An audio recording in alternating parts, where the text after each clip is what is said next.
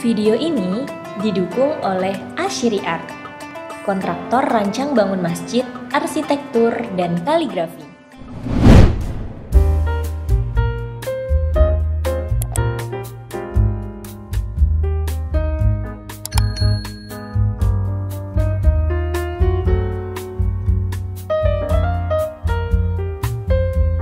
Motivasi apa ya kira-kira yang bisa Buya berikan pada teman-teman kita yang sekarang lagi menggandrungi kaligrafi, belajar kaligrafi, bahwa kaligrafi ini sebenarnya kalau kita rasakan bisa menghidupi keluarga Buya, bisa mengentaskan anak-anak Buya kuliah dan lain sebagainya. Iya. Itu gimana? Tipsnya apa kira-kira Buya? Memang sesuatu karir atau sesuatu profesi itu memang kita harus sungguh-sungguh untuk menekuni gitu. Menekuni. Tuntas lah istilahnya. Harus. Kalau bahasa agamanya kafah gitu ya. Sempurna, betul. Total kita ya. berkarya. Jangan setengah-setengah. Kafah, betul. Gitu istilahnya. Jangan kita setengah-setengah. Ada lagi teman dulu adik kelas saya kebetulan dari Minangkabau juga ya, itu karyanya bagus tapi dia mungkin ada semacam kegamangan gitu ya.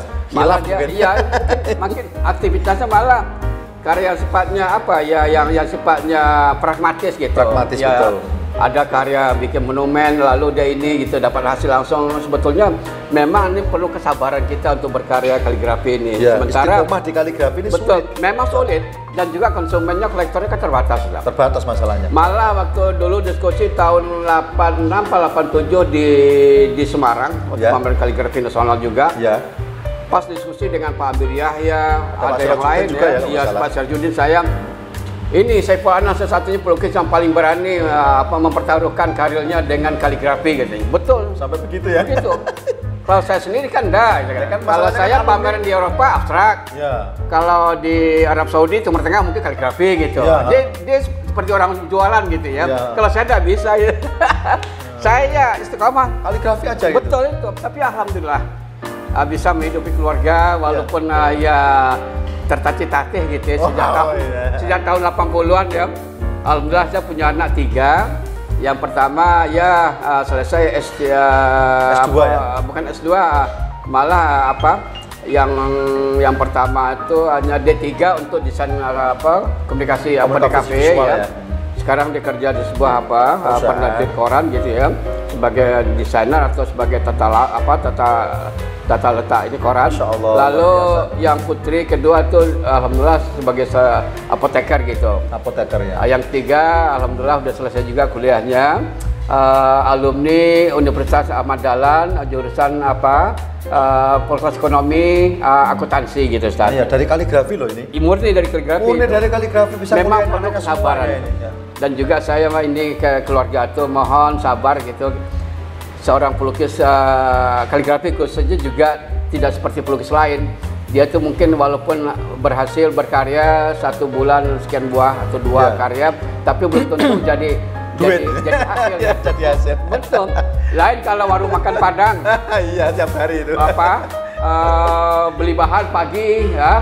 Ini Pak Haji Artino ini juga pagi subuh belanja, lalu masak-masak, nanti siang udah jadi uang, sore udah ngitung duit gitu. Kalau lukisan belum tentu. Nah, tripnya tip-tipsnya gimana Bu ya? Kan pas kita nggak punya duit misalnya kan melukis kaligrafi kan kadang ada kejengkelan juga. Nggak punya duit ini gimana nih? Keluar abstraknya nggak kira-kira itu? Memang itu perlu kesabaran. Perlu kesabaran. Yang penting kita perlu memanage keuangan itu. Jangan sampai walaupun harga lukisan itu mungkin satu lukisan bisa hidup 1 tahun atau sekian bulan gitu, tapi kita harus memanage. Jangan sampai mumpung jangan lah. Ini lukisan Buya ini rata-rata harganya di atas 100 juta loh. Loh, kemarin yang laku di Bandara Soekarno-Hatta itu Bandara Jogja kemarin katanya 100 juta. Harga resminya Ustaz. Tapi akhirnya dari pihak yang calon Malaysia itu dia minta harga spesial gitu ya. Spesial minimal kan ya tetap 90 lah. 50 lumayan Masya Allah. 50 satu karya loh, luar biasa. Itu dipotong itu 30% untuk panitia. Jadi hanya bersihnya berapa 35 gitu. Tapi kan ini buka kartu ini. Tapi kan laku sendiri daripada yang lain nggak laku ya. Pecah telur gitu. Meskipun ada yang ngasih harga 1 miliar tapi kalau nggak laku ya percuma juga. Iya betul besar. 50 juta asal laku kan lumayan. Saya nggak pernah harga-harga yang melangit itu nggak pernah. Nah, ya nah, saya wajar-wajar aja. Bahkan saya mengkondisikan misalkan seorang dia mengapresiasi saat karya saya kondisikan, bahkan saya tanya berapa maharnya kira-kira yang disiapkan. Pas itu. Cocok ini. Ini ilmu ini. Iya. Ilmu ini. Jadi sesuai budget bahasanya. Iya. Berapa maharnya yang sudah disiapkan? Iya, monggo gitu. Masuk itu. Saya enggak sakit Ustaz, sungguh. Ya, masuk. Sakit. Ini ilmu yang perlu saya tiru ya. Iya. Soalnya kadang seniman ada yang ngasih harga iya itu 100 betul. juta. Iya betul. Ditawar nggak mau. Ya, iya. Sokonya harga sekian udah sekian net gitu ya. Kalau saya tidak. Ya, alhamdulillah itu berarti ya. Berkahnya mungkin di situ. Saya bertanya juga, ada misalkan Pak Saiful bisa pesan ini air kursi enggak? Insya Allah siap gitu ya. Kira-kira berapa disiapkan maharnya gitu? Masuk itu berarti bisa dikondisikan. Ukuran menentukan nggak Bu ya? Ukuran itu menentukan harga nggak kalau punya itu? Memang sedikit banyak menentukan harga. Apalagi sebuah ayat atau kursi itu cukup ini ya, rumit gitu saja. Ya, rumit sekali. Kan ada juga tadi saya lihat kursi. Kursi kan sudah. Itu hanya isinya harga 20 itu Ustaz. 20 juta lihat ke saya. Bisa dicicil nggak itu? Ya. Ada nggak yang pembeli yang mau nyicil ya? Pak, saya mau beli lukisan Pak Yai. Siap. Iya. 1 juta. Iya, ada apa-apa. Udah ambil aja kalau gitu. Enggak, saya memang ini orangnya fleksibel gitu, enggak saklek. Masya Allah, cocok berarti ini. Gaya-gayanya saya seneng itu. Malah saya punya kebiasaan ya, kalau ada kerabat atau keluarga atau sahabat dekat semacam Ustaz ini ya. Misalnya harga resminya misalkan 10 juta. Ya mungkin 50% dari itu yang saya lepas gitu. Gitu aja ya? Iya. Kalau sama saudara-saudara itu? Iya, saya bilang itu. Ini biasa mahar sekian gitu. Iya, luar biasa. Iya, jadi nilai siarnya itu Ustaz. Nilai siarnya itu. Nah ini, masalahnya saya lihat di Indonesia rata-rata pelukis kaligrafi kontemporer itu nggak sebanyak pemasarannya Buya. Buya itu ribuan. Enggak juga. Ya, kalau nilai komersilnya saya tetap posisi di bawah. Waktu pandemi aja kan masih aja yang laku kan. Yang lain-lain udah bongkoan semua itu. Ya itulah. Allah memberikannya ini ya. Oke, ini Sampai Palu Rabi. Kira-kira pesan apa yang paling penting bagi kami, anak-anak muda, generasi penerus kaligrafi di Indonesia? Apa yang kira-kira Buya mau sampaikan buat teman-teman sekalian? Biar ini biar didengar dan membuat motivasi mereka untuk tetap semangat dan belajar kaligrafi. Kira-kira gimana Buya? Jadi 1 menit lagi. Pesan dan harapan saya kalau memang ada adik-adik berminat untuk mengembangkan bakat, punya talenta gitu untuk berkaligrafi. Pertama, dalam kita berekspresi kaligrafi Islam itu kan ada 2 aspek yang perlu kita cermati gitu. Ya. Pertama, bagaimana teknis melukisnya untuk bisa sesuai dengan kaidah-kaidah melukis. Mungkin walaupun tidak mengalami pendidikan formal baik di sekolah menengah serupa atau di ISI barangkali ya. Yang penting mungkin belajar pada ya guru-guru kita gitu ya yang sudah karya-karya yang sudah jadi, katakanlah banyak senior kita di Indonesia ini. Yang paling senior itu suhu kita Bapak Ade Virus itu sudah diberi 90 tahun sekarang. Ya udah 10 tahun itu. Saya generasi kedua gitu, jadi belajar secara konsisten begitu ya, memahami betul, dan di samping itu betul-betul memahami juga ini dalam penulisan ini kaligrafi yang sesungguhnya gitu. Seperti Ustaz Asyiri misalkan dia sudah begitu paham ya, mumpuni untuk berkaligrafi. Jadi tidak mesti kaligrafi berkreasi dengan ekspresi individual, tapi juga kita perlu belajar kaligrafi yang berkaedah secara baku gitu ya, minimal mempelajari karakter hurufnya gitu. Seperti yang saya alami, walaupun saya tidak pernah belajar secara formal, tapi alhamdulillah saya tuh tetap tanda kutip patuh dan taat kepada kaidah-kaidah penulisan gitu. Kaidah penulisan kayak di bro nggak ada.